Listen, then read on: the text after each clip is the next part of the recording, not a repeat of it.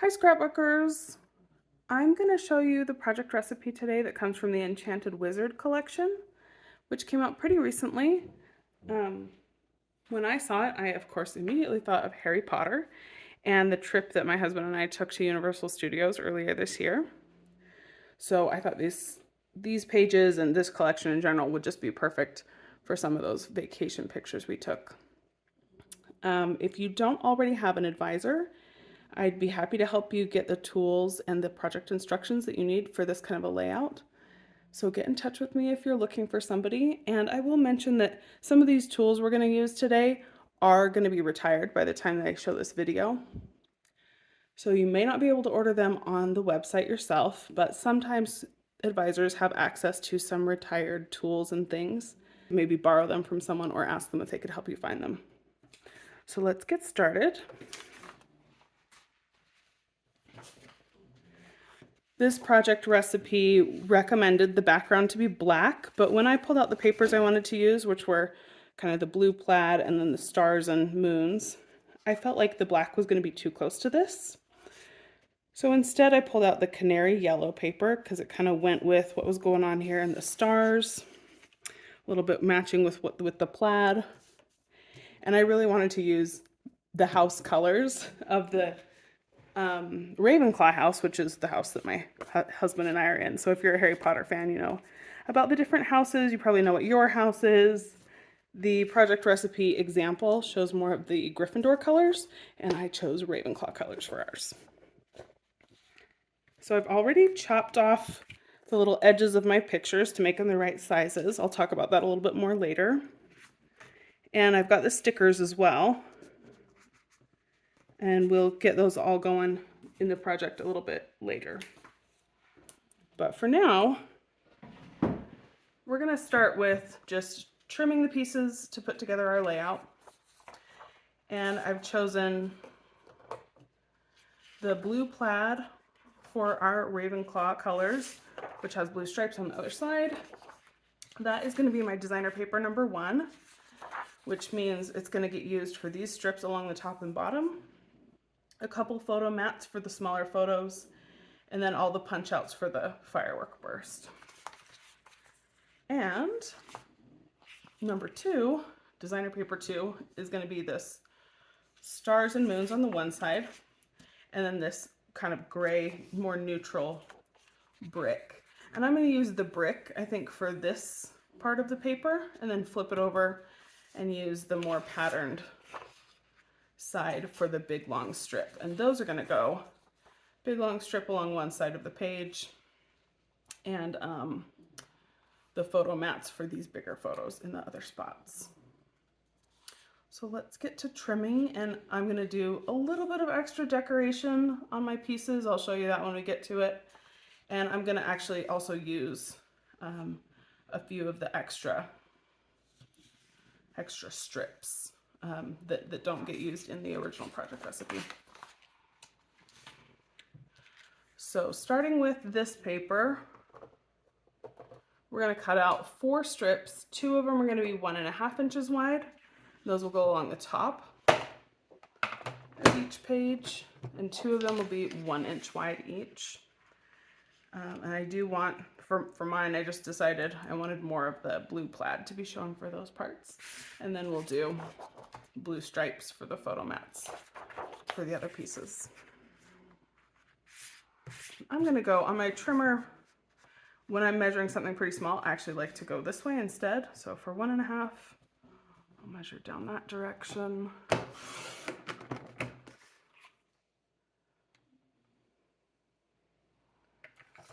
I'm sorry if you hear dog snores in the background. My dog likes to hang out with me when I'm just sitting at the computer or at the table. But she does have kind of a loud little snore sometimes. Bulldogs are like that. So I've got all my plaid pieces. If you are pickier about how your plaids line up, you may want to be a little more creative about how and where you're cutting your strips. I'm not gonna be stressed about it. I'm okay with it. And then we want on the opposite side 2 4.5-inch squares. So in this direction, we'll measure 2 4.5, and then rotate and cut 2 squares in that size, 4.5 and 4.5. This piece is just going to be saved for some punch outs, and I'll do those in a little bit, and same with this piece. So I'll set these aside on the side that I'm going to use the paper. That just kind of helps me identify which strip is which. And for this sheet, we're going to cut, really from this side is the one they're going to be used on, a 4-inch wide strip that we then cut in half to 6 inches. And then another one that's also 4.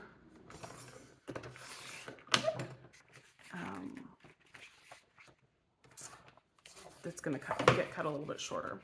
So this one, the shorter one, will be 5.5 for each one, and 5.5 is the very edge of the trimmer. So just line it up there twice. This is an extra scrap that I may use for something, but may not. And then we've got this other 4-inch wide piece.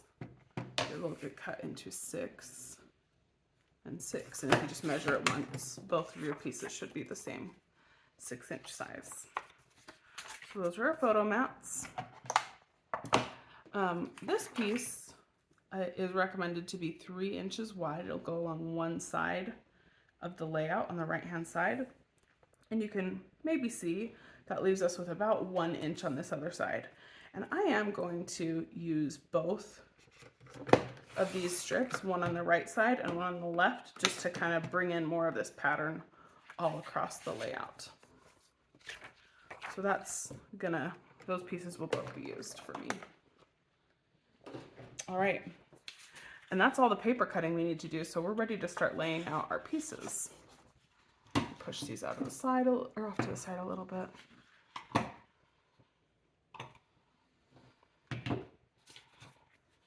And now that we have all of our pieces cut out, we're ready to just assemble. I'm going to more or less follow this pattern,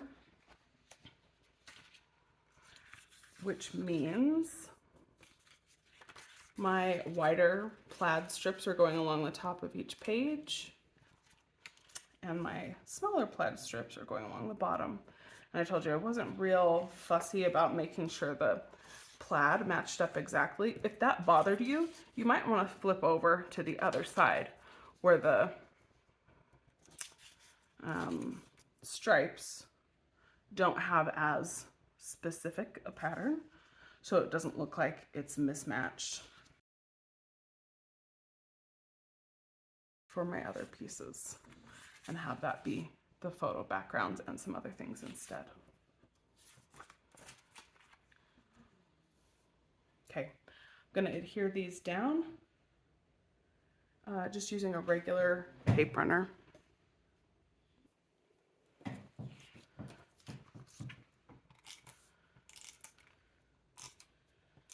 And I've mentioned in some of my other videos, I tend to not use a lot of tape runner. I feel like since my album pages are going in protectors, I'm not real concerned about it being like 100% adhered down. So I just put enough down that it's going to stay in place and be secure. Sometimes along edges, I might do a little bit more. I try to usually put some in the corners all the time. Other than that, I'm just not a real heavy tape runner user. So you'll probably see there's a little bit of extra where this strip doesn't cover end to end. And that's because there's a tiny bit of wiggle room in the length of the papers. So you might get one paper that's a tiny bit bigger or a tiny bit smaller than actual 12 by 12. But for this page, it's it's not a big deal because we're actually going to cover up that edge. And I just realized I was going to do something else to kind of jazz this paper up a little bit. So another reason I don't like to use a ton of tape runner is sometimes I want to rearrange something even after I put it down. So this is regular tape runner, not the repositionable.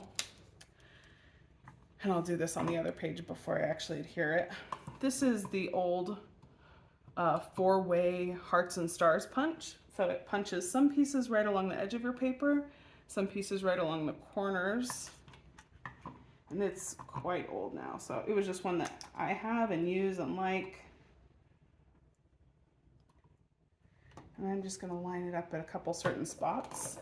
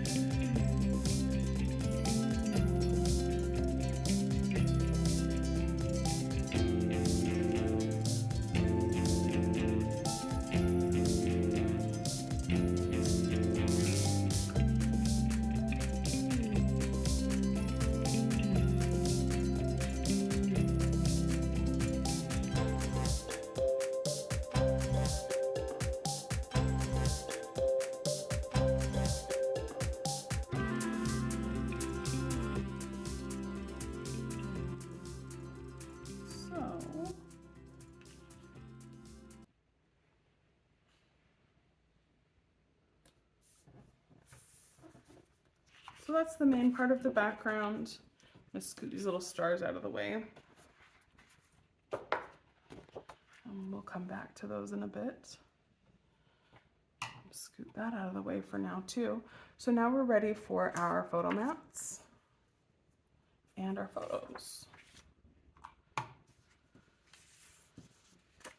So this layout has 2 horizontal photos on the one side and 2 vertical photos on the other side. And you can play with the placement and see what you like. Because I added this strip, I don't have quite as much wiggle room side to side over here, but I think it'll be just fine. And in the example, they're pretty well straight on, but I think I'm going to do mine a little more tilted. It just looks a little more fun and whimsical.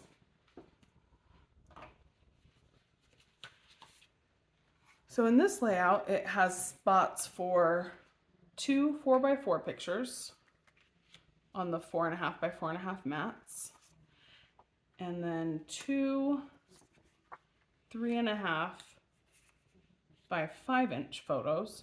So trim down a little in both directions, going horizontal, and 2 3.5 by 5.5 photos going vertically. And you could adjust the size of the photo mats based on your photos if you want things a little bit smaller, or even a little bit bigger in some cases. Like we did have a little bit of scrap we cut off of this piece, where if you wanted to leave your photos a little larger, you could have and cut your mats a little bit bigger. And I mentioned I was going to do some stars on the corners of some of these. So let's do that now. I think I'll just do these 2 blue photo mats, and how this one works is instead of having the straight line, it's got a place to put the corner of your paper into. And then it punches a little spot that basically you can slide the corner of your photo in, or another layer of paper, whatever you've got, whatever you're making. There have been a couple different designs of this style of punch in Creative Armories in the past. And then we've got some even itty bittier little blue stars. So I'm just gonna do a little bit of adhesive around the sides. And I'm not doing the corners of this one, the adhesive, the corners of this, just because it's gonna actually slide through the back. And then I'll put some more adhesive here on the corners to hold it down to the paper. But I'm just kind of centering it there. We'll see a little bit more of the yellow paper through this one because I have punched away those star corners. Come on, tuck. Okay, then we're just gonna line this up nice and straight, nice and centered. The plaid design helps me get it straight on this paper.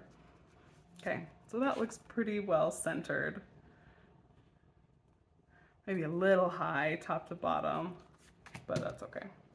I'm gonna do the same thing over here. So when you go to Universal Studios, if you go in Florida, they have the two parks, Universal Studios and Islands of Adventure. And there are parts of the Harry Potter theme park stuff in each park. So if you get a ticket that goes to both parks on a single day, you can ride the Hogwarts Express between the two parks, which is what we're doing here. And they have a cute little optical illusion that you can walk through platform 9 3/4 like they do in the book. You as the person walking through don't see the effect, but you just leave somebody from your group behind to take some pictures, and it's kind of fun. Or a video. You can see it happening kind of as it was designed. We thought that was a fun part of the experience there. So we started out on the London and Diagon Alley side of the park, and then took the train over to the Hogsmeade and Hogwarts Castle side of the park. So I like that. I like how a little bit of yellow is showing through here with the stars. I'm gonna go ahead and put the other photos on their gray brick mats. I considered using a gray paper as a background instead of the canary yellow. But when I realized I was gonna do the gray brick for photo mats, I didn't want that to be too similar to my mats either. So just tried to pick something that would set everything off and still match and go together pretty well. Okay, have most of my photos attached to their mats. Another thing you could do is, if you don't want to use these papers, or if you want to bring in some other colors, for these 4x6 mats, you could use some pieces from the Enchanted Wizard mat pack. So there's a lot of fun things there that have sayings and phrases, or also just colors and patterns that match the paper pack as well, and stickers.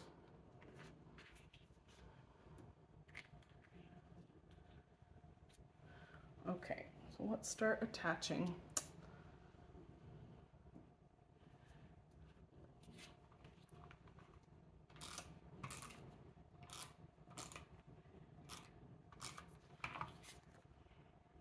And I am going to do them a little more crookedy offset.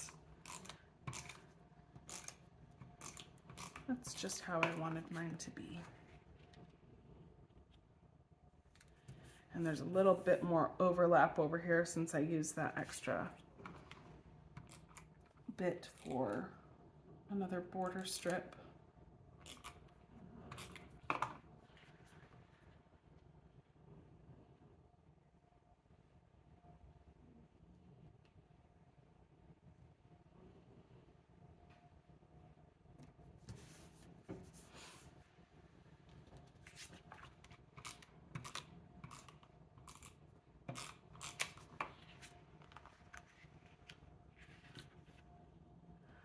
This one, they have it overlapping this top border, even in the example, quite a bit, because these photos are much taller, obviously, on the right side. These are pictures of me and my husband on the train. While you ride the train between the parks, they have a little bit of a, I don't know if I would call it show, but it's a ride, and so it's all themed. And it's fun.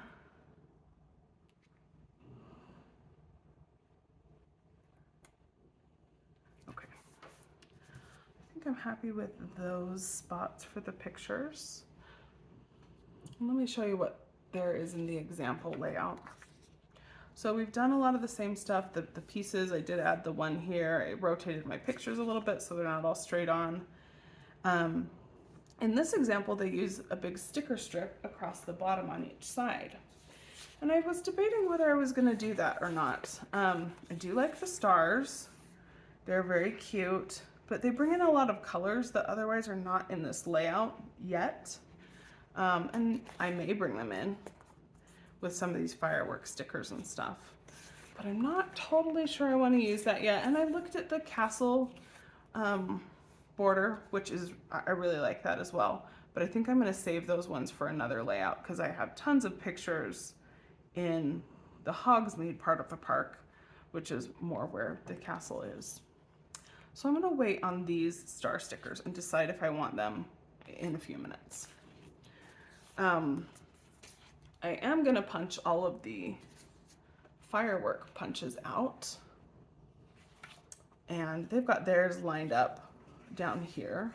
So on ours it would be this plaid, just because of how we ended up laying out the other pieces. Down the strip on this side, and then a little bit here and there as embellishments.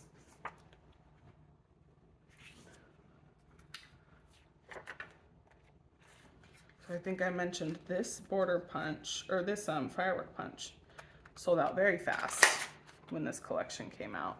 It's really cute, so I can definitely see why people liked it.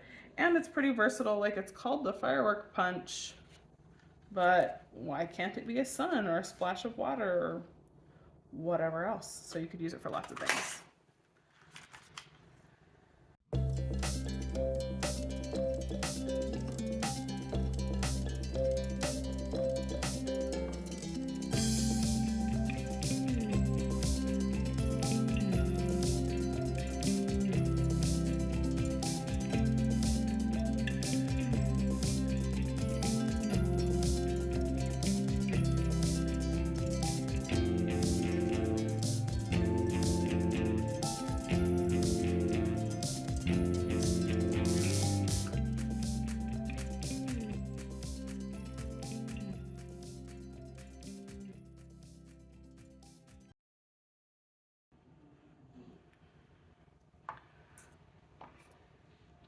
So now with these, we'll do some little embellishment clusters, probably with stickers, probably with fireworks, very similar to this.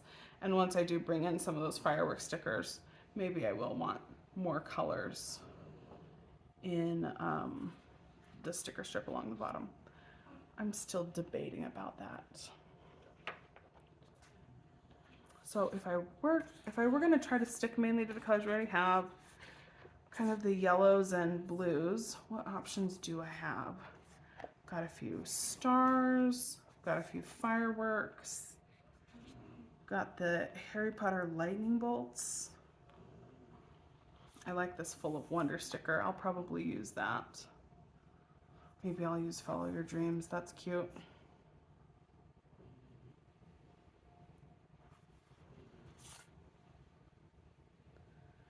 Yeah, I think I will try to keep it primarily to these colors. And then I won't worry about the other stickers on this page.